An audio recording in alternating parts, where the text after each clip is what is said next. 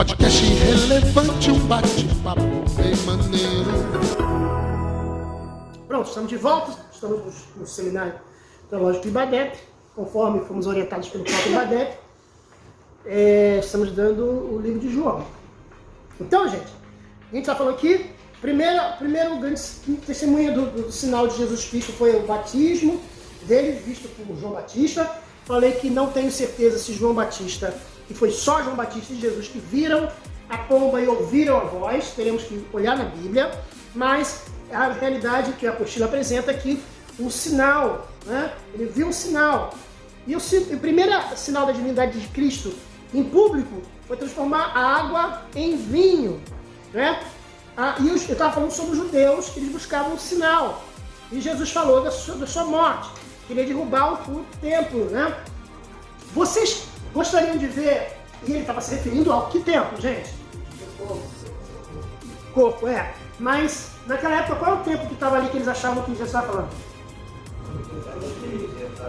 Templo do rei Herodes. Esse templo, vocês conhecem ele? Já viram ele? Você falou que Não dá spoiler! Vocês já viram? parece com Vocês nunca viram o Templo da Universal lá em São Paulo? O Templo de Salomão? O Templo de Salomão é feito, não é de Salomão. O Templo de Salomão, na verdade, é o Templo do rei Herodes. Porque o Templo de Salomão, nem na época de Jesus existia. Já tinha sido destruído. O Templo de Salomão era de ouro. Ouro puro. Aí houve saques e desses saques roubaram tudo. Entendeu? E o templo do rei Herodes foi destruído no ano 70, quando Tito invadiu Jerusalém e também fez a limpa. Então nem o templo do rei Herodes existe. Tá, gente? Então eles achavam que era esse templo que Jesus estava se referindo. Tá? Então o modelo que a Igreja Universal utilizou para fazer o desenho do templo é baseado no templo do rei Herodes. Fala que é Salomão, como eu falei para vocês. Isso é muito marketing, né? Eu não estou dizendo se é certo ou se é errado, só estou dizendo que é um marketing. Também nem posso dizer muito se é certo ou se é errado, porque a minha família tem um envolvimento naquilo ali, né? Porque meu tio fez muita coisa que está lá. De escultura e de aquelas... Vocês já viram a igreja por dentro? Ela tem, eu acho que 12 candelabros assim nas paredes. Aquilo ali foi feito, meu tio fez aquilo ali. Ele trabalha, ele faz muita coisa para Universal. A Arca da Aliança ele fez lá. Então, o que eu quero dizer é o seguinte para vocês: desde que ninguém idolatre aqueles objetos, não vejo nenhum problema fazer um objeto para mostrar a pessoa como é que era naquela época. Eu não vejo problema nenhum. Inclusive tem professores de teologia que tem o tabernáculo, o tamanho da mesa, para dar aula, para ensinar, explicar. Eu acho super útil. Na minha igreja, há um tempo atrás, nós fizemos em 2008 um evento lá da igreja falando sobre a antiga aliança e a nova aliança. Eu fiz o tabernáculo do tamanho natural. Eu e o pessoal jovens, né, fizemos todos os objetos do tabernáculo da aula, né? E aí fizemos um teatro, foi muito interessante. Então eu não vejo nenhum problema fazer isso. O problema é quando idolatra, vamos ter que entrar a arca. Alguém já viu isso? A pessoa se ajoelha na frente da arca, coloca oferta dentro da arca, aí começa as heresias. Tem que tocar na arca para ser curado. Tocar na arca morria, gente. Na Bíblia diz isso. Ela tocou na arca com boa intenção e morreu. Então, eu só deixei isso claro. Eu não vejo nenhum problema em fazer templo de Salomão, fazer arca, fazer candelabro. Pode fazer à vontade, desde que seja algo pedagógico, algo para ensinar. Por isso que eu não sou contra, por exemplo, e aí a heresia do professor, eu não sou contra, por exemplo, o cristão ter no Natal, por exemplo. Sabe por quê? Porque o presépio nasceu do São Francisco de Assis, que era o padre, que ele quis ensinar as crianças como é que foi o nascimento de Jesus. Então ele pegava o bonequinho e falava, aí veio o José e a Maria. É muito mais um objeto pedagógico do que um objeto de idolatria. Se você pegar um presépio, comprar e você se ajoelhar nele, aí é pecado. Mas se você pegar o teu presépio para ensinar as crianças, porque ele é totalmente pedagógico, são os bonequinhos, né? Para você ensinar para como é que foi e tal, você ensinar as crianças. Foi por isso que vai com Jesus te guarda, tá, minha irmã? Sempre ora para minha irmã que ela chegue em paz em casa. Então sempre falo isso, gente. Agora, veja bem, entendam, Eu respeito a denominação de cada igreja. Se a sua igreja diz que aquilo ali é o cuspe do capeta, fique com aquilo. Eu só estou dando um exemplo para vocês, bem radical, mas tem gente que não concorda. E eu vou respeitar você se não concorda. Eu só acho o seguinte, e eu fiz isso, minhas sobrinhas, eu contava a história do nascimento de Jesus quando tinha Natal,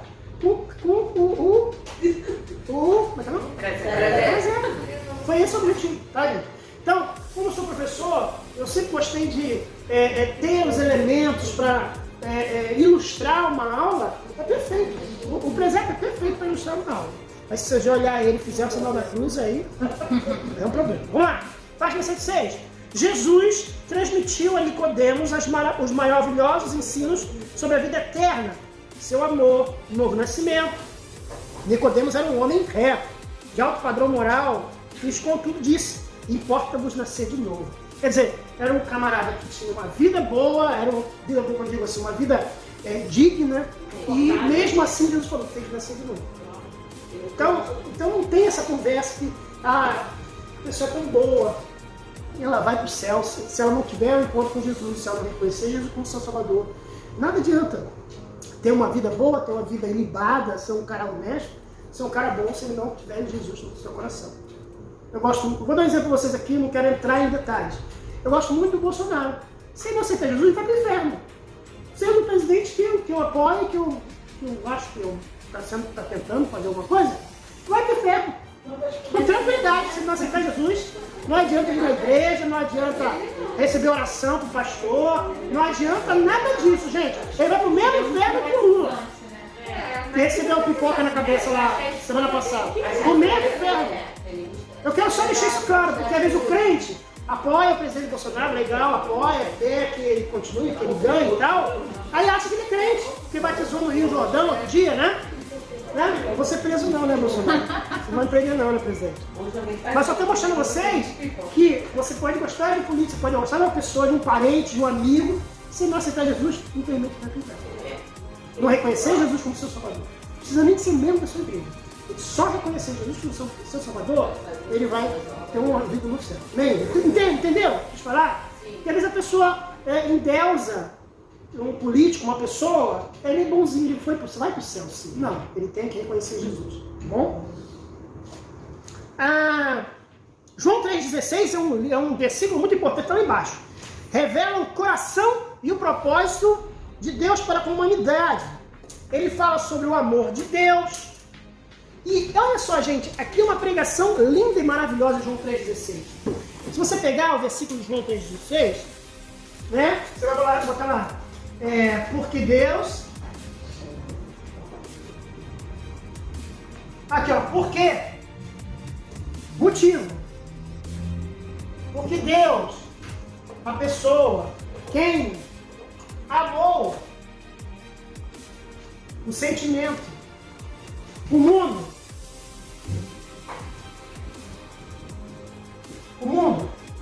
amou quem? As pessoas, a humanidade, que deu o melhor sentimento, doar. Deu quem? Seu filho. Unigênito.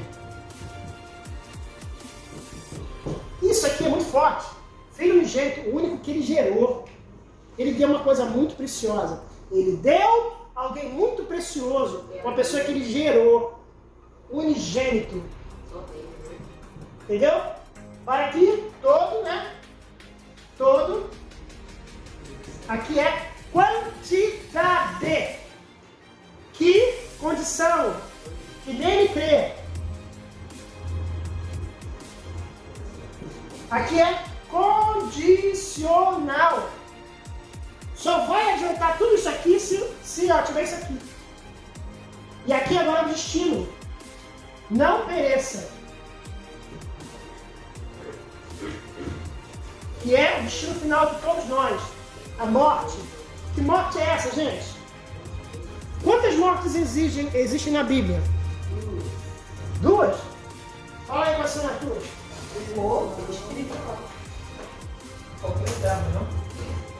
Alma. 3 mortes na Bíblia. Morte física. Morrer Morte espiritual, que é quando a pessoa não conhece Jesus, ela é morta, os seus pecados e delitos. E a morte eterna é diferente. Então, a primeira é a morte quando você morre, está no caixão. A segunda morte é a morte espiritual, não conhece Jesus, ele é vivo, ele não está no caixão, ele está vivendo, ele está comendo, ele está tendo a sua vida com as pessoas, mas ele não conhece Jesus, então ele é morto dos seus pecados. E a morte eterna, que é quando eu e você morrermos sem Cristo, ou quer dizer, melhor dizer assim, quando a pessoa morrer, tá, quando a pessoa morrer sem Cristo, ela vai ter uma morte eterna, tá? No inferno preparado para o diabo e seus anjos. Então, não pereça. Esse perecer aqui é a morte física. Não. Se você não fizer isso aqui, você vai morrer. Vai morrer? É o seguinte? Não. É a morte.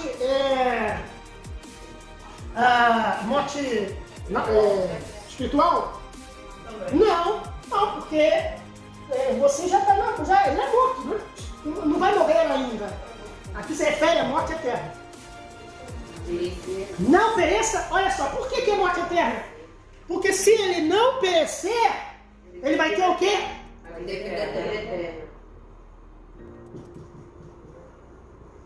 A resposta desse é só você ver do lado. Então, com isso aqui, gente, vocês preparam uma pregação de 40 minutos. De tal maneira. De tal maneira, antes mesmo. Que Deus amou o mundo de tal maneira, muito obrigado. Esse aí é o chave para dar 40 minutos. Não, tá certo, não esqueci desse detalhe. De tal maneira é intensidade. Tanto. De tal maneira, quer dizer, tanto, ele amou tanto.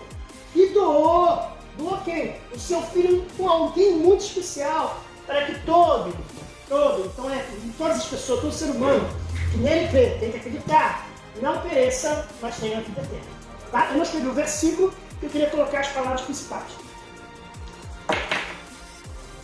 Então tudo que eu falei está aqui. E aqui, legal, tem os 3 Cs. Os 3 Cs. Calma, isso não é uma aula de publicidade. Os 3 Cs da publicidade. Preço, propaganda, Calma. Na publicidade tem muitas essas maluquices. Eu estudei isso aí, gente, então... Mas aí você tem uns 3, 4 P's, uns 5, 6. Aí termina, você fica meio maluquinho. Mas aqui, eu criei esse aqui dentro da pedagogia publicitária para a gente entender melhor. Está na página 101, eu acho, 102, eu acho. Voltou? Página 106, desculpa. Desculpa, 107. Lá em cima. Crer. Essa palavra em grego é pistel.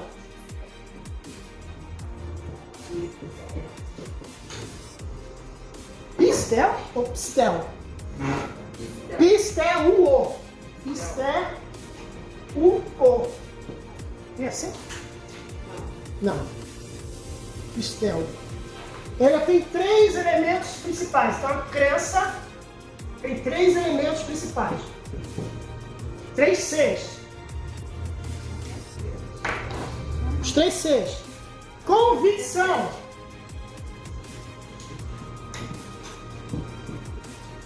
Que é crer, convicção. Você tem convicção. Lembra que eu falei na aula passada que o testemunho de Jeová, se você perguntar para ele se ele crê, tem certeza da salvação, ele diz não. O testemunho de Jeová não diz que tem certeza da salvação. Espero que você diga, tá? Conheço um cristão que saiu da igreja do testemunho de Jeová. Eu também conheci filho de pastor, inclusive, muito conheço. Segundo C, sobre crer, comunhão.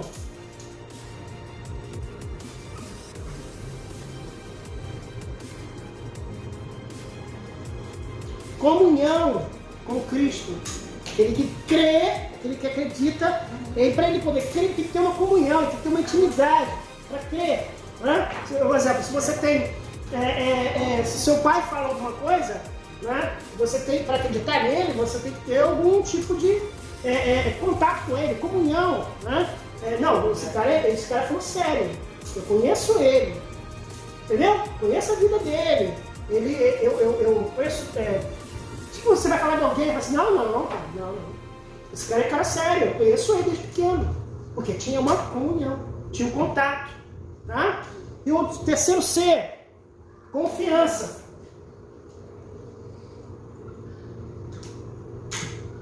Aquele que crê, ele confia. Como é que ele vai crer se ele não confiar? Ele tem que confiar. Então, está aqui na própria apostila, página 107. Plena convicção de que Cristo é o Filho de Deus e o único Salvador perdido pecador. Comunhão com Cristo pela sua autossubmissão de dedicação e obediência a Ele. Plena confiança em Cristo, de que é capaz também de conduzir o crente à salvação final e à comunhão com Deus no céu. E aí, nós temos aqui falando sobre a morte eterna. Você pode ver aí, ó, perecer, olha. Ela não se refere à morte física, mas à pavorosa realidade do castigo eterno do inferno. A vida eterna é a dádiva de Deus que outorga ao homem. Outorgar é dar, doar. Ok? Eu gosto sempre de explicar a etimologia das palavras durante a aula. Então, o rei outorgou ao seu sacerdote. Ele deu uma autoridade. Então, outorga. Ao homem quando nasce de novo. Eterna expressa não somente a perpetuidade da nova vida, mas também a qualidade dessa vida, como a de Deus, uma vida que liberta o homem do poder do pecado de Satanás. Gente, olha só, é muito importante que a vida eterna, nós vamos... Vou dar uma pergunta melhor. Nós vamos ter a vida eterna ou nós já temos a vida eterna? Já temos. E aí? Quem concorda, diz amém. Quem não concorda, fica quieto. Quem não sabe nada, não sei o que vai fazer. Eu creio que Deus é eterno. Se eu não me engano, foi Paulo que falou: toma posse da vida eterna. Toma posse. Está na Bíblia, para a gente considerar. A vida eterna, hoje, quando a pessoa já começa a gozar da vida eterna. E aí, gente, a vida eterna, mesmo que ela não esteja acontecendo no tempo, ela está acontecendo na sua vida. Então, quando diz a vida eterna, você é um crente, tem problemas, tem dificuldades, mas você vive com esperança. Né? Por isso que aquilo que eu falei a vocês, no enterro de uma pessoa que conhece Jesus, é um outro clima de um enterro de alguém que não conhece Jesus, ou que não tem uma esperança. Né? Aquele desespero que eu falei a vocês. Então, quem a vida eterna, tomar posse da vida eterna, já é aqui na terra. Você pode passar por problema, pode chorar, chora mesmo, passa por um momento, passa pela tristeza, mas saiba que o nosso tesouro não é aqui. Tem que entender isso. Jesus revelou a uma só mulher, página 107, aqui no penúltimo parágrafo, a verdade da sua obra messiânica. A presente história demonstra o valor que ele dá a uma só alma, face a face com essa mulher de vida irregular, mostrando que a vida que ela ia levando. Ele está falando da mulher no poço, né? Ele começou a expor a vida da mulher, né? Olha só, você já teve 5 maridos, que você tem nasceu. Quer dizer, já entregou a mulher. Né? Já pegou e começou a expor a vida dela com ela. E ele veio trazer uma verdade. Né? O modo leviano com que essa pecadora encarava o casamento não é diferente da atitude com que muitas pessoas encaram hoje. Cristo não a condenou, mas revelou-lhe que ela só poderia ir de encontro aos seus anseios espirituais que ele é a água da vida. Só ele pode matar a sede e as fontes que o mundo não satisfazem. Os homens têm experimentado tudo, mas continuam descontentes e tranquilos.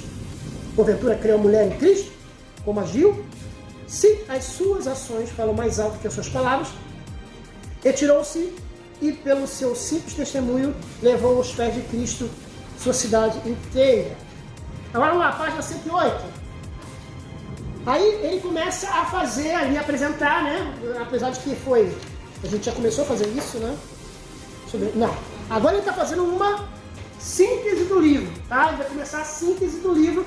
Ele vai apresentar alguns trechos do livro e vai fazer algumas pontuações desses textos. Então aqui, em João 4, versículo 23, abre para mim alguém aí, João 4, 23. Quem tiver com a Bíblia, abre aí. Quem não tiver, sempre do lado de um crente. João 4, 23.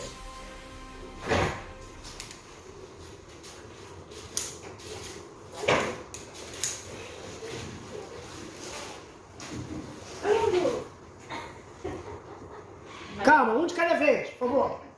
Quem achou ler? Mas a hora vem, e é agora, em que os verdadeiros adoradores adorarão o Pai em espírito e em verdade. Porque o Pai procura a tais que assim adoram.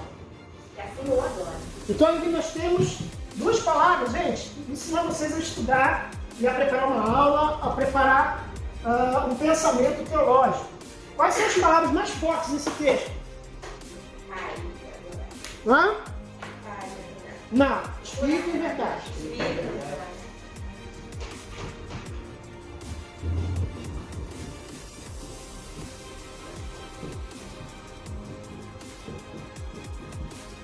Espírito e verdade. Por quê? Deus busca adoradores que adorem. Então a tônica desse versículo é isso aqui, ó. Sinceridade. Verdadeiro, o cara genuíno. Espírito e verdade é aquele que busca Deus não por interesse. Não busca Deus porque ele vai dar uma bênção. Não busca Deus porque ele vai dar uma cura. Não busca Deus porque vai ter uma vantagem. Ele adora Deus sincero. E se vier as bênçãos, tá ótimo, melhor ainda. Com bênção, ótimo. Aí diz o seguinte: Jesus ensina várias coisas nesse versículo. E o Espírito indica o nível em que ocorre a adoração verdadeira. Então a adoração verdadeira só ocorre se houver sinceridade, verdade. Então, por isso que eu não gosto, por exemplo, de você estar no culto de busca de batismo do Espírito Santo, o cara está falando para as pessoas, fala glória, glória, glória, glória, glória, fala glória, glória, glória, glória. Está errado, porque não está espírito, é verdade. Não está querendo. Por isso que fazer seminário não pode ser obrigado. Escola dominical, para mim tem que ser obrigado. Para mim, eu ia ser ditador. Quer ser da igreja? Quero. Tem que assistir a escola dominical. Eu assisti uma vez. Eu não preciso ser nessa igreja. Seminário não é obrigado. Então, espírito de verdade é sinceridade, é querer. É diferente. Qual a diferença de um seminário para uma escola dominical? No seminário, você tem que querer. Porque você vai ter que estudar. Porque você vai se tornar um teólogo. Você tem que querer, você tem que desejar. Não é? Agora, a escola dominical, você pode fazer uma coisa com que a pessoa tem que estar lá? Sim, para ela aprender, para crescer. Não precisa nem, olha só que eu vou dizer, não precisa nem ser, você não precisa nem que está querendo. Escola dominical. Olha que interessante. É estranho o que o professor está falando? Olha, é muito estranho. Mas você ali, você vai ser alcançado. Vai ter uma hora que você vai começar a entender. Porque senão você não levar a sua criança para a escola dominical, já pensou? Você não levar para o cultinho ou para a aula de criança. Quando a criança quer ir, não quer. Por que você então obriga praticamente, né? O pai obriga ou leva a criança? Não é? Agora, no seminário, sim, você tem que querer. Então, nesse caso, eu não vou dizer que é isso aqui é uma outra coisa. Eu estou mostrando a vocês que você tem que querer. Tem que nascer em você o desejo. A adoração só ocorre quando você quer adorar. E a adoração não é cantar. Você pode até adorar cantando. Você pode ofertar. Você pode adorar ofertando. Você pode varrer a igreja e você está adorando. Então adorar não é cantar. Não é isso. É você querer. É espírito e verdade. Só há adoração se houver sinceridade, verdade. Né? Aqueles que propõem um tipo de adoração que ignoram a verdade e as doutrinas da palavra de Deus desprezam o seu único alicerce da verdadeira adoração. Está aqui o que eu falei. Fazendo-se igual a Deus. João 5, do 18 a 24. Nesse texto, que é algo que aconteceu, né, a gente vê várias coisas aqui. Número 1, Deus é Pai. Ele é exclusivo. Número 2, ele mantém unidade, comunhão e autoridade. Quer dizer, a pessoa tem que manter unidade, comunhão e autoridade. Tem que ter o poder de dar a vida, de ressuscitar os mortos. tem o direito de julgar a todos. Isso é Jesus, tá, gente? Ele tem o direito de as honras divinas que ele merece. Ele tem o poder de dar a vida eterna.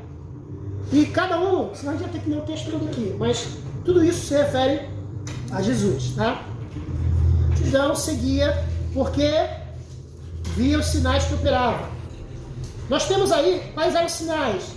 Eram operações sobrenaturais de Deus, ok? Milagre é uma operação sobrenatural. Significado de milagre, operação sobrenatural. 2. Podem ser um sinal de distintivo ou marca. Isto é, de autoridade divina. É um sinal, quer dizer, uma marca. É algo que demonstra que foi Deus que fez aquilo ali. Foi marcado. A pessoa que foi milagrosa, recebeu um milagre de Deus, ela de certa forma foi marcada. Vai ter um sinal. Tá? Aquele ali foi curado de AIDS. Eu sei que é estranho, eu dou um exemplo assim, mas eu mostrando o seguinte, ele dá um sinal, ele se torna uma pessoa visível. Aquele cara ali, ele não andava. Ou sei lá, foi curado de câncer, é um sinal. Agora nós temos aqui os propósitos dos milagres. Por que Deus realiza milagres? Número 1, para dar testemunho de Jesus Cristo. Número 2, para expressar o quê? O amor de Cristo, compassivo de Cristo. Número 3, para evidenciar a salvação. Isso é importante. Não adianta você falar que você é salvo se não acontecer um milagre na sua vida. Se não acontecer nada na sua vida. Uma mudança, uma transformação. Quer dizer, o camarada, ele era mentiroso, falso, não pagava ninguém, fofoqueiro, trambiqueiro, traía mulher, enchia a cara, e eu contando, me tornei crente. Mas estou fazendo a mesma coisa. Eu vi até uma charge até engraçadinha, que era assim, a mulher falou pro pastor: Ei, pastor, antes de conhecer Jesus, eu fofocava, eu mentia e eu bebia. E agora, minha irmã? Eu não minto e não bebo. Eu vi uma charge assim. Uma charge assim. Então, não adianta, gente. Não adianta a gente ter uma casca e a gente não ter esse tipo de vida, como disse o irmão, muito bem dito ali. Então dar testemunho, expressar o amor e compaixão de Cristo, evidenciar a era da salvação. Evidências, a vinda do reino de Deus e a invasão do domínio de Satanás por Deus. As escrituras afirmam que os milagres vão continuar durante a época da igreja. Então olha só, Jesus, você viu aqui antes, sobre Jesus, testemunho de Jesus Cristo, o amor de Cristo, evidenciar a salvação dada por Cristo. Agora, é a continuidade, é a igreja. Olha que interessante. Jesus enviou seus discípulos para operar milagres. Agora ele está passando para os discípulos, para nós. Jesus declarou que se crescem, realizariam obras maiores que ele. Então, aí relacionado aos discípulos. E 3, o livro de Atos fala repetidas vezes da operação de milagres na vida dos crentes. Aí a prática. Então, se a gente for numerar, a gente tem aqui, número 1, envio dos cristãos. Número 2, que é realizar obras. É isso? Não. Número 1 enviou. Número 2, tinha que crer. Número 3, praticar. Olha o que diz aqui o 3. O livro de Atos fala repetidas vezes da operação de milagres na vida dos crentes. Eles seriam os sinais que o seguiriam e confirmariam a pregação do Evangelho. É a prática, colocando em prática o Evangelho. E número 4 é ter as evidências, cura. Evidências, os dons de cura e o poder de operar milagre fazem parte dos dons que o Espírito quer conceder à igreja. Então, tem que ter curas e operações. Então essas são a forma da igreja. A igreja tem que ter isso. Vamos lá, página 110. Verdadeiramente sereis livres. Pode ler, Érica, por gentileza. João 8,36.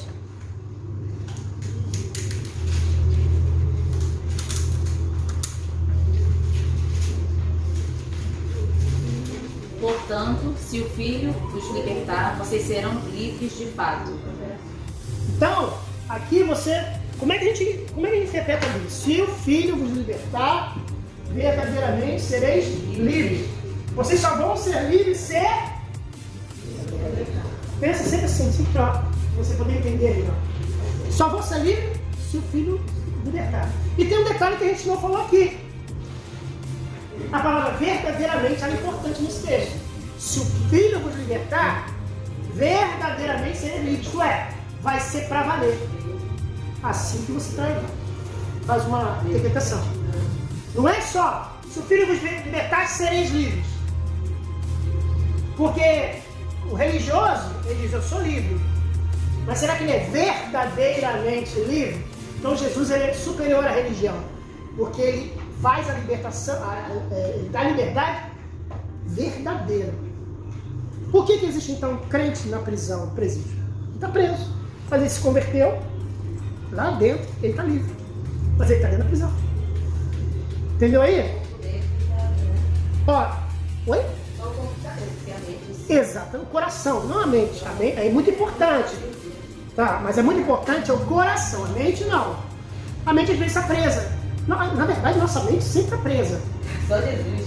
É ou não é? É verdade. Ou a sua mente é convertida? É ruim. Uma vez é outra, é só. Confia em mim, a nossa mente ela vai. Vai longe. Irmãos, certamente é como diz o Cláudio Duarte, né? Eu da Cláudio Duarte, pastor Cláudio, o senhor já pensou em separar da sua mulher? Assim, não, separar nunca, mas matar eu já tive vontade de várias vezes.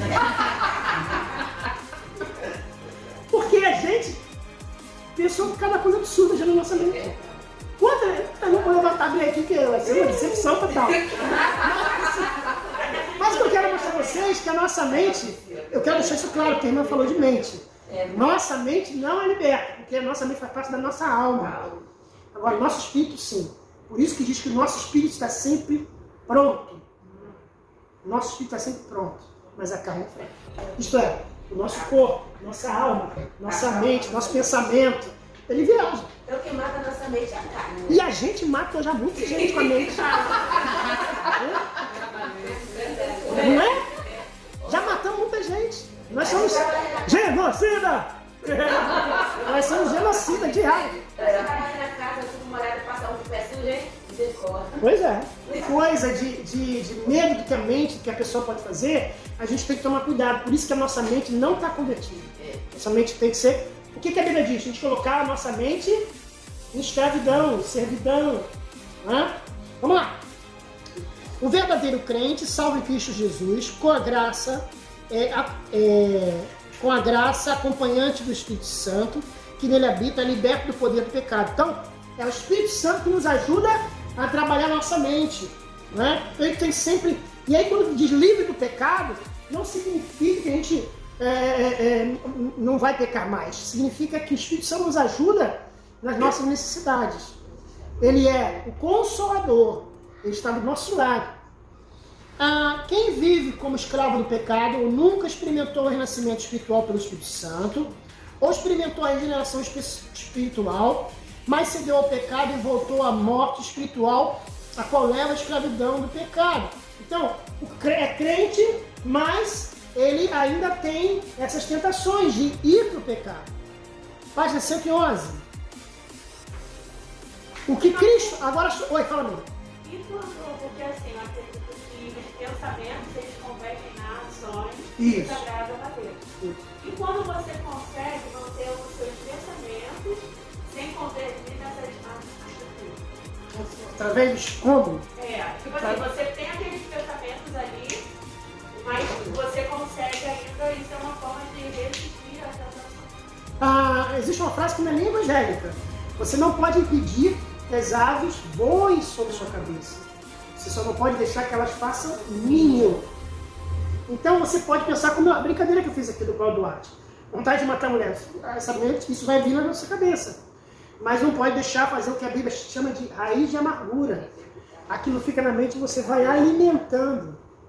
Vai alimentando aquela coisa, aquela ideia.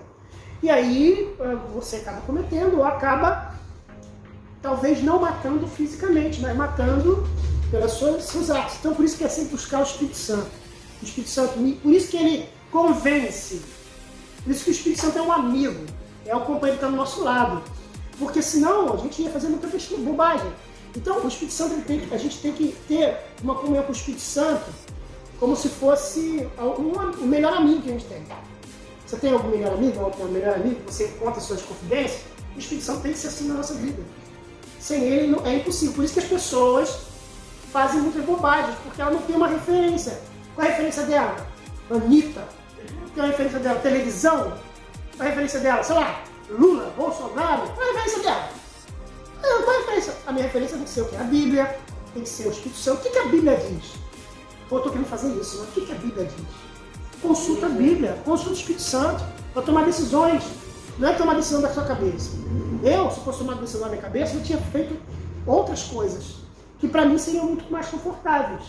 E às vezes você sofre porque você quer tomar decisões humanas e não é para você tomar decisões humanas. É ouvir o Espírito Santo. E é difícil ouvir o Espírito Santo, porque a gente não deixa ele falar, a gente fica falando o tempo todo. Então, página 111. O que Cristo nos oferece agora é o poder santificador da sua vida, mediante o qual aqueles que seguem o Espírito são libertos dos desejos e da paixão da carne. Que eu acabei de falar. O Espírito Santo nos ajuda a nos libertar dos desejos, da paixão da carne. E aí somos capacitados a viverem como santos e inculpáveis diante dele em amor. Como a gente consegue viver sem culpa? Aqui dizendo, a gente aqui ó, capacitados a viverem santos e inculpáveis, porque a gente sempre consulta o Espírito Santo. E ele sempre vai nos dar a melhor opção. Vamos lá! Vai descendo um pouquinho aqui. Jesus declara que ele é o bom pastor prometido das profecias bíblicas. Jesus, o bom pastor, o bom pastor tem o quê? Cuidado. Esse texto diz, eu sou o bom pastor. O bom pastor dá a vida pelas ovelhas. Então, sacrifício. Aí a terceira coisa que fala é sobre o mercenário. Olha só, lá embaixo, último parágrafo. O ministro do evangelho que ocupa a posição apenas como meio de vida para obter uma raiz é o mercenário. Tá bom, bom na paz de Jesus, tá? Então, o mercenário é aquele que não se importa com a ovelha. Ele só quer se locupletar da ovelha, da lã da ovelha. Ele só quer saber de ganhar. São que horas, gente? Me ajuda.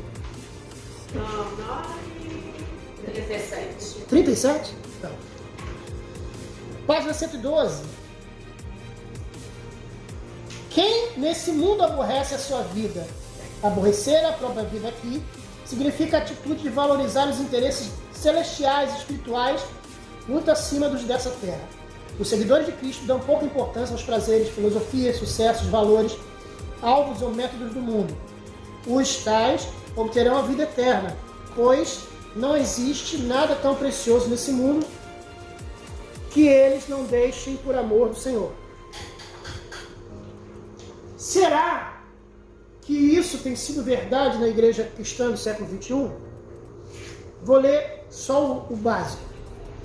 Os seguidores de Cristo dão pouca importância aos prazeres, filosofias, sucessos, valores, alvos e métodos do mundo. Tem sido isso? Não, eu não tenho visto assim. As pessoas só querem buscar bênção, as pessoas só querem os valores, métodos, sucesso, filosofia, prazer. É a tendência humana. Buscar o próprio prazer humano. Então aqui diz o seguinte: quem nesse mundo aborrece sua vida, perdê-la-á. Isto é, tem que cumprir não o que quer, mas o que a palavra de Deus quer. A gente quer fazer o jejum, mas a nossa carne quer o quê? Comer. Quero fazer o jejum. Aí, sei lá, o marido quer fazer jejum, a esposa faz lasanha, tudo mais gosta. Ou ele, sei lá, o dia que ele vai fazer o jejum, ele ganha um lanche grátis. Isso acontece. Então, quem quer fazer a vontade de Deus, ele aborrece a sua vida. Ele nega-se a si mesmo, seus desejos, seus prazeres. E aí nós temos um ministério particular. Os judeus haviam rejeitado Jesus completamente. Então, ele reuniu os seus e revelou-lhe muita coisa secreta antes de o deixar. Deixa eu falar uma coisa aqui para vocês. Deus quer que todos se salvem. Mas nem todos serão apóstolos. Nem todos serão pastores, professores, discípulos. Eu digo apóstolos, discípulo não. Todos têm que ser discípulos. Todo mundo. Mas nem todo mundo foi chamado para ser apóstolo. Estão pegando ponto? Por que eu digo você? Tem muita gente que fala que todos somos líderes. Né? Já ouviu isso? Todos nós somos líderes. Todos nós somos pastores. Todos nós somos... Outro dia um pastor falou assim, todos são diáconos. Não, gente, não. Isso é uma ilusão, isso é uma falácia. Nem todo mundo tem esse dom, tem essa parcimônia. Todos somos obreiros. Todos têm que fazer a obra de Deus. No sentido de... Isso. Independente do cargo. Obra de Deus. Pregar o evangelho, servir, isso. Mas todos são líderes? Não. Porque tem gente que é filhos incapazes, já viu? Será que ele vai ser bom para dar um conselho? Tem a história do cantor Paulo César Brito. Vem depois de mim. Viu? Certo? Seu nome é Bartimeu. Já ouviu esse pastor? Sou filho de Timeu. O cantor. Aí disse assim, meu pastor conversando com ele, falou assim, Paulo César Brito, você não pode aconselhar não. Uma irmã ligou pra ele e falou assim, era, sei lá, 3 horas da manhã. 3 horas da manhã a irmã ligou. Pastor, eu vou me matar. Aí ele falou assim, isso ele contou pro meu pastor. Eu vou matar, pastor, eu vou me matar. Aí ele acordou e que é, meu? São 3 horas da manhã. Eu vou me matar, pastor, eu vou me matar. Eu vou pular do prédio. Aí ele é médico, né? O Paulo César Brito é médico. Otorrinolaringologista. Aí ele, irmã, vai se matar? Irmã, vai se matar? A irmã mora em que andar? Irmã, no 3º andar. Aí, irmã, 3º andar, a irmã não vai morrer não. Tem quantos andares seu prédio? Tem 12, pastor. Então vai, 12º, que lá você vai se matar. Aí sim. Aí, olha só, isso foi ele que contou. Não me processa não, pastor. Você contou pro meu pastor. O meu pastor não contou, então processa ele. Aí, olha só o que aconteceu. No domingo, veio a irmã indignada com o pastor, pisando forte. Mas pastor, eu falei que ia me matar. Só mandou subir no 12º andar. A irmã tá viva? Tô pronto, já foi feito trabalho.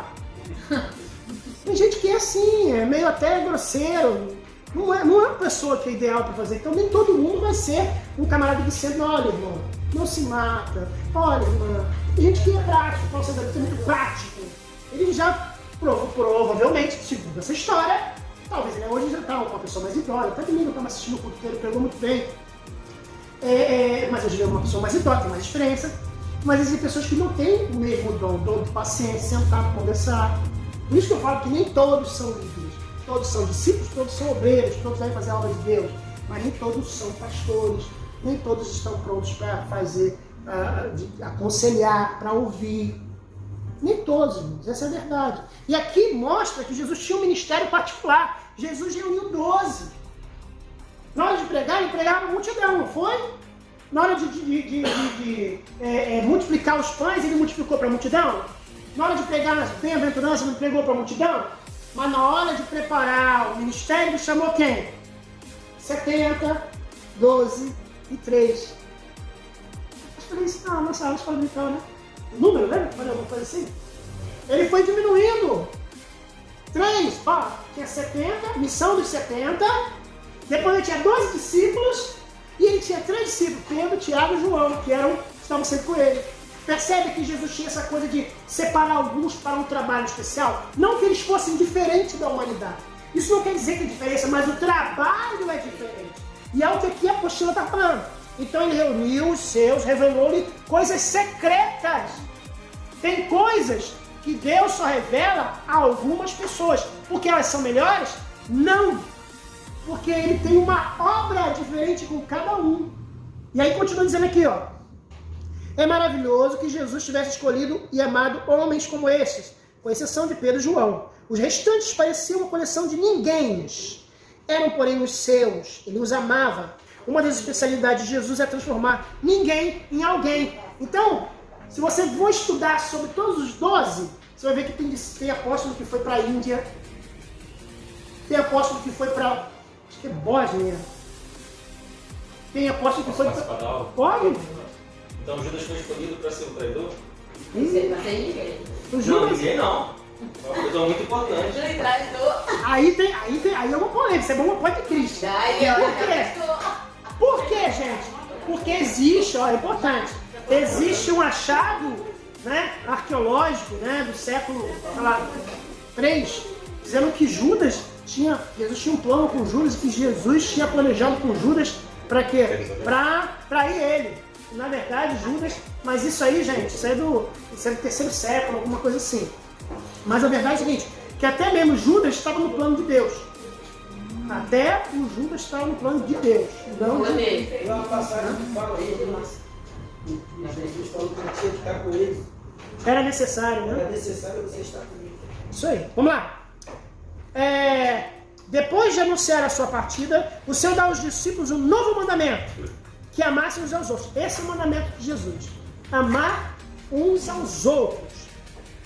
A todos que sois meus discípulos. Lá embaixo, 113, lá embaixo. Aquele que tem os meus mandamentos, né? Que é João 14, 21, que diz: aquele que tem os meus mandamentos e os guarda, este é o que me ama. Guardar os mandamentos de Cristo não é uma questão de opção para quem quer ter a vida eterna. Existem duas coisas importantes para que a gente possa demonstrar o nosso amor por Jesus. Aquele que tem os meus mandamentos. Então, primeiro, olha só, vamos voltar aqui como faz a interpretação da Bíblia. Aquele que tem os meus mandamentos. Então essa pessoa tem acesso aos mandamentos de Jesus? Sim. Aquele que tem os meus mandamentos. Então, ele tem acesso, ele tem o conhecimento da informação. Aquele que tem os meus mandamentos. Agora vamos dividir. Aquele que tem os meus mandamentos e os guarda. Então ele tem o acesso e ele tem um zelo. Ele guarda. Lembra o que aconteceu com o menino lá que trocou a primogenitura dele por um prato de lentilha? Ele não tinha zelo. Ele demonstraria. Eu vou trocar. Não, esse cheiro tá maravilhoso, eu troco por qualquer coisa. Ele não tinha o zelo. Lembra que eu falei hoje da Torá, que eles guardavam não? Isso é zelo, cuidado. Então aquele que tem, ele possui a informação e ele guarda, ele tem um carinho. Esse é o que me ama. Então, não adianta você só ter a informação, você tem que zelar por ela, e aí quando você faz isso, o resultado e a conclusão do texto diz assim: esse aí que me ama, esse aí guardou. Ele não tem só. Então, isso você pode dizer com a própria Bíblia. Obediência. E a segunda coisa é, página 114, lá em cima. A pessoa que ama Cristo esforça por guardar de modo correto os mandamentos. Então, ó, primeira obediência e segunda é esforço. Tem que ter esforço, tem que ter dedicação. Lembra que eu falei? Tem os mandamentos e os guarda. Esforço, dedicação, ok? Lá embaixo, o outro versículo, né? Ele vos guardará, guiará de toda a verdade. Aqui se refere ao Espírito Santo. A obra do Espírito Santo, quando convencer o pecado, não concerne somente ao incrédulo, mas também ao crente e à igreja, ensinando, corrigindo, guiando na verdade. Quais são os objetivos do Espírito Santo? Está escrito aí. O Espírito Santo falará ao crente concernente ao pecado, justiça de Cristo e ao julgamento da maldade com vistas a... Qual é o objetivo do Espírito Santo?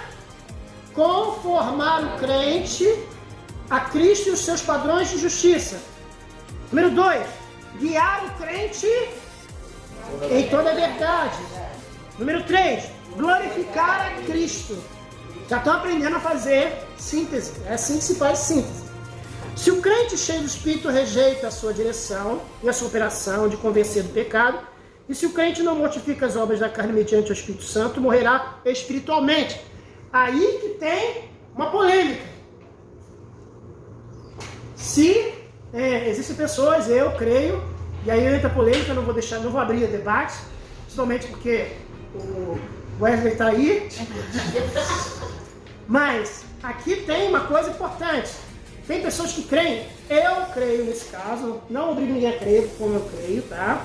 Aqui fala sobre perda de salvação ou não. O quê? O crente pode perder a salvação? Não é para debate, só pensa aí na sua cabeça. Pergunta de retórica. É só pensar. Só pensar, é isso que eu falei. Por quê? Porque eu creio na perda de salvação no sentido quando a pessoa rejeita a voz do Espírito Santo falando dentro de si. Aí ele cometeu apostasia, ele não acredita. Ele perdeu. Agora, existem pessoas que creem que essa pessoa, ela nunca foi salva. Entende? Eu sempre apresento os dois lados. Eu acredito que a pessoa que ela antes conheceu o Evangelho, conheceu os dons de Deus, utilizou, como acho que o livro de Hebreus fala, provou os dons espirituais, ela chega e fala, eu não creio mais em nada disso. Ela rejeita. Eu conheci uma pessoa que eu acredito que ela morreu sem, perdeu a salvação dela.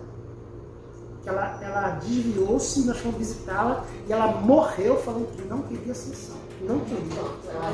Ela morreu falando. Ela morreu falando. Agora, Isso porque ela não acreditava? Ela acreditava, mas ela não queria admitir, a pessoa não queria admitir. Ela era tão... Não, pelo menos ela morreu sabendo algum dia. Ela sabia que ela tinha...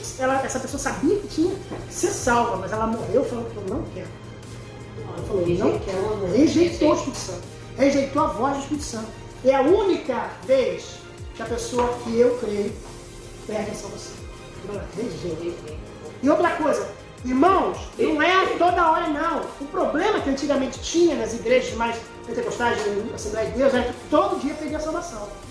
Ai, irmão, ele com a mulher na rua, perdi a salvação. Não, ai, não, eu menti. Ai, eu gritei com a minha mulher, perdi a salvação. Aí todo mundo estava aceitando Jesus porque perdeu a salvação. Acho que só o fato de você ter esse sentimento já demonstra que você ainda tem o Espírito Santo contigo, está confrontando você ao pecado. Por isso que o Espírito Santo, porque a Bíblia diz que não extingais o Espírito de Deus. Extinguir é algo que a pessoa vai apagando, vai ser aquela coisa, não é de um dia para o outro. Por isso que eu falo que esse cara que morreu, eu creio que esse é o único exemplo que eu conheci. Foi o único, eu nunca vi mais ninguém. É essa pessoa, porque ela morreu negando. Ela disse não. Ou então, a apostasia fala que é a pessoa que ela não crê mais. Ele abandona, apóstata é aquele que abandona a fé. Ele conhece, ele sabe que existe língua estranha, ele sabe que Jesus cura, ele sabe que existe céu, ele sabe que existe inferno, mas ele é tão turrão nos seus conceitos que ele fala, eu vou morrer, eu quero ir para o inferno. A palavra diz que era melhor você não ter conhecido do que você conhecer e se afastar. Exatamente. Então, é o único caso que eu acredito que a pessoa perde a salvação. Vamos lá. O pecado arruina a vida espiritual, igualmente a plenitude do Espírito Santo no crente. Lá embaixo. Ao orarmos pelos que estão sob os nossos cuidados, os propósitos devem ser: qual é o propósito do crente, do servo de Deus? Qual o propósito dele em relação ao perdido? O nosso propósito em relação ao pecador. Qual é o nosso propósito? Número 1, para que eles conheçam a Jesus Cristo.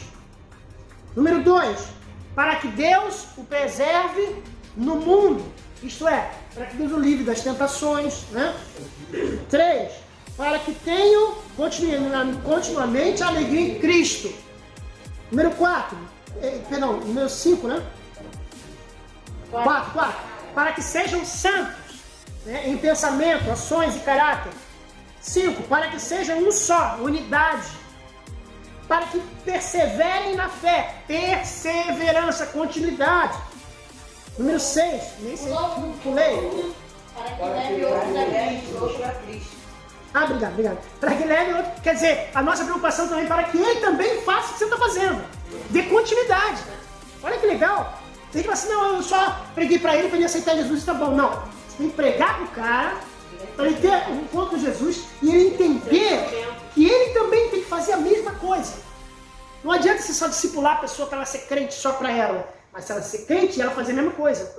Eu fiz isso quando eu ensinei, eu fiz isso não em relação à salvação, mas em relação à música. Eu ensinei o filho do pastor a tocar teclado, dei inicial musical dele, e ele depois passou para um menino chamado Gerson. Olha que interessante. E o Gerson provavelmente está ensinando alguém lá. Hoje eu sou um professor de teologia, não estou mais envolvido com teclado, domingo até toquei, dei umas enganadas lá. Mas o filho do pastor é top de piano. E o Gerson ficou top de piano, porque pode passar. Olha que legal. A mesma coisa é a obra de Deus. Você tem que ganhar uma pessoa para Cristo e fazer com que ela deseje ganhar outra e fazer outro melhor. Vocês acham que eu fico chateado porque o Daniel toca mais que eu? Fico feliz. E fico feliz porque ele fez a mesma coisa com o Gerson. Então, ó, faça uma pessoa melhor que você. Ó, um livro. Para que permaneça constantemente no amor. E aí nós temos aqui a parte final da nossa aula, fala sobre o sofrimento e morte de Jesus. Sofrimento e morte. A hora havia chegado, a obra máxima de Cristo estava por ser feita. Ele teria que morrer para glorificar o Pai e salvar o mundo pecaminoso. Ele veio dar vida e resgate por muitos. Cristo entrou no mundo por uma manjedoura e dele saiu pela porta da cruz. Interessante que a mesma madeira, né? Dizem que, eu vi uma história interessante, que a mesma madeira que foi feita, que era feita manjedoura, era a madeira que era usada nos coxos, era a mesma madeira que era usada para fazer cruz. Eu ouvi essa história, não sei se é verdade. Todos os discípulos, exceto João, abandonaram a Cristo na hora em que ele mais precisava. Dentre esses 9 desertores está Tiago, um dos que faziam parte do círculo íntimo. Natanael, aquele quem não havia dolo, e André, o colaborador pessoal. Na cruz temos o registro da expressão máxima do ódio, da expressão máxima do amor. Essa expressão máxima do ódio quer dizer que era um instrumento de tortura, a tortura mais terrível do Império Romano. Existiam 3 tipos de cruzes. A cruz de T, a cruz de X e a cruz que nós conhecemos. Existiam 3 cruzes que o Império Romano utilizava, né? Uma sem a parte de cima, né? Essa aqui, botava a mão por cima assim. Essa aqui, que provavelmente foi Tiago, por isso que é chamada de cruz de São Tiago. E essa aqui que é a cruz que Jesus morreu, porque Jesus morreu e depois veio ressuscitar.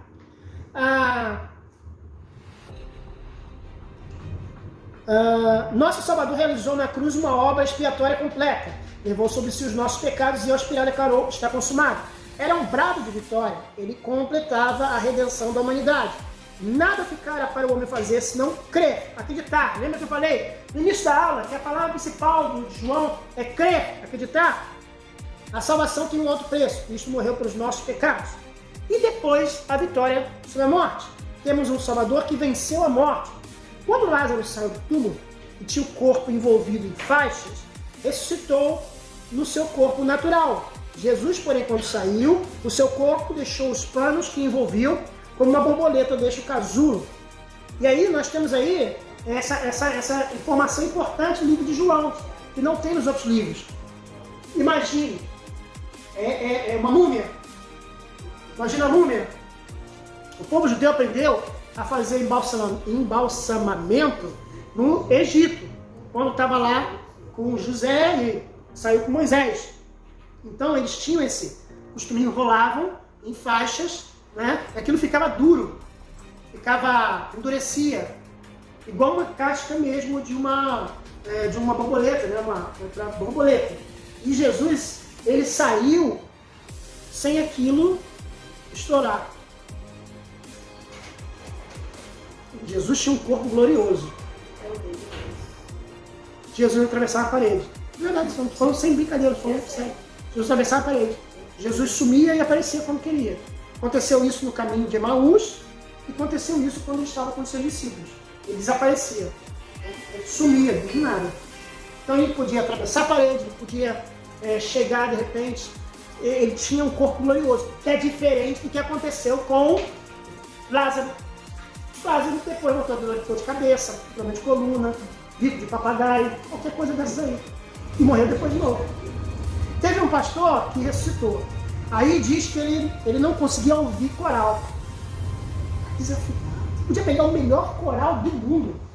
Todo coral, todo cantor para ele era desafinado. Mas sabe por que era desafinado? Porque tinha ido ao céu e tinha ouvido o coral dos anjos. Aí ele falou que ele ouvia qualquer coisa, podia ser o maior cantor do mundo. Na minha concepção, por exemplo, o Leonardo Gonçalves é o maior cantor, a voz mais bonita, ele mais sabe fazer mais. Ele ouviu o Leonardo Gonçalves e disse, é muito ruim esse cara. Que ele tinha ido no céu.